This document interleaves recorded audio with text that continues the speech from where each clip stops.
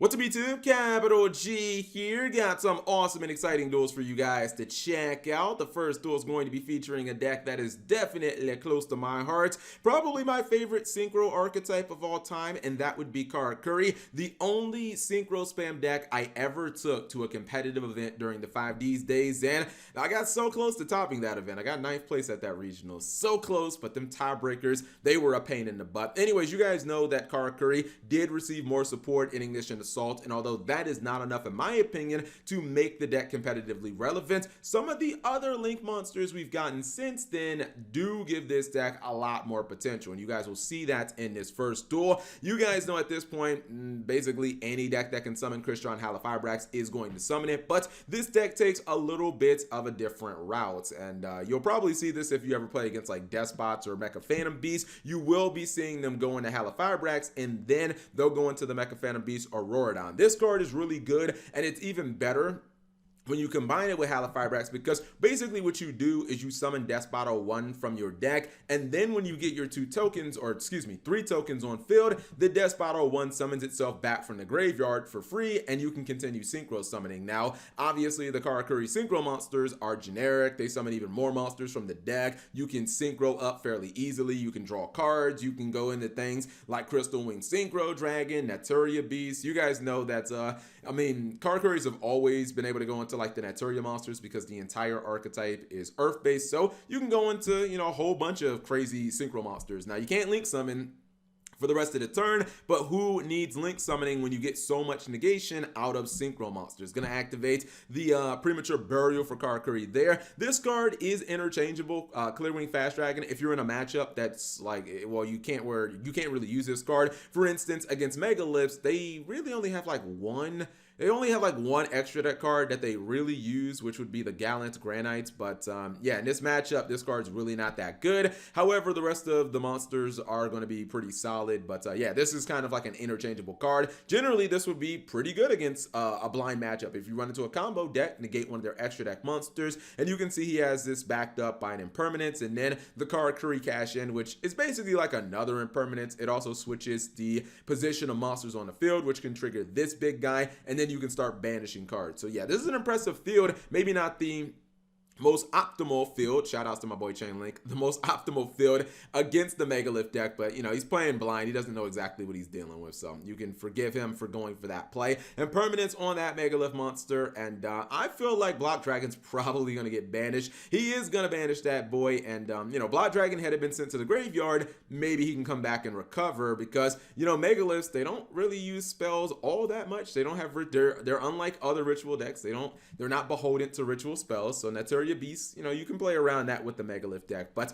just too much power. And again, he did have one more disruption from the Karakuri cash in, and that is a wrap. Anyways, our second duel is gonna be kind of bizarre. You look at the opening hand for the the Emancipator player, and you're like, oh, Cap, he's got the perfect can for going second, but does he? Oh man, I am not a fan of these like new diva cards, dude.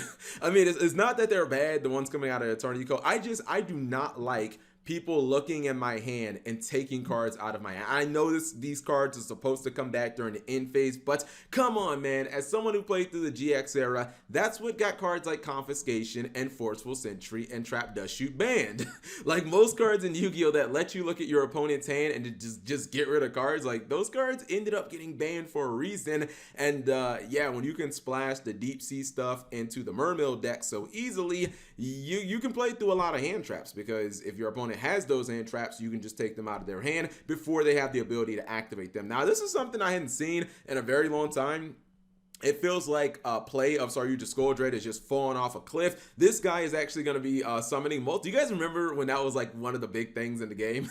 People just summoning Saryuja Skoldred over and over and over again. And it ended up getting limited in the OCG, but never got hit in the TCG. This is going to be a really bizarre, I'm just going to say scuffed play, because I wasn't really sure what he was going for other than just drawing cards. And then I kind of realized, okay, I guess he wants to summon Big Fish. He wants to get the super ancient deep sea coelacanth, but I was like, he doesn't even have enough monster zones to really take advantage of it. I was like, what exactly is the purpose of this? Now he's going to put that Nibiru back into his opponent's deck just to make sure he can never get it. I mean, I don't even think it mattered. Who cares if you have Nibiru during your turn? He is going to also summon the water barrier statue, which I guess would have made Nibiru super useless because he wouldn't be able to summon it at that point. And then he's going to go for Mistar Boy. But I mean, let's be real. Is this board trash or?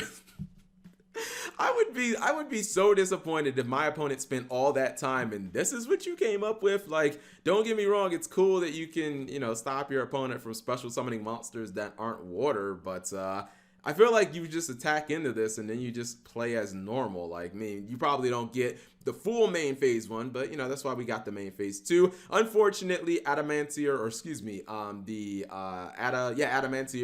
oh my god, I'm forgetting the name, Adamancipator deck did ultimately brick. You gotta make sure you're not running too many of these damn trap cards. Like, if you're running more than one copy of these, you are going to open like this. 46 card Adamancipator deck, that's probably not it, Chief. Anyways, he bricks, which means he loses, even though his opponent kind of made a really kind of crappy field. Anyways, let's go ahead and check out that Karakuri deck because it's kind of interesting. It's running a small engine. I mean, you can see this is still, in my opinion, a Karakuri deck. You're main decking 12 Karakuri monsters. So many of these cards, you can just summon them from the deck with all the Synchro monsters. You are running the one copy of Despot 1. Just hopefully you don't draw that because you do need to pull that from your deck with the Crystron Halifibrax. If you're able to get that off, you should be in very good position.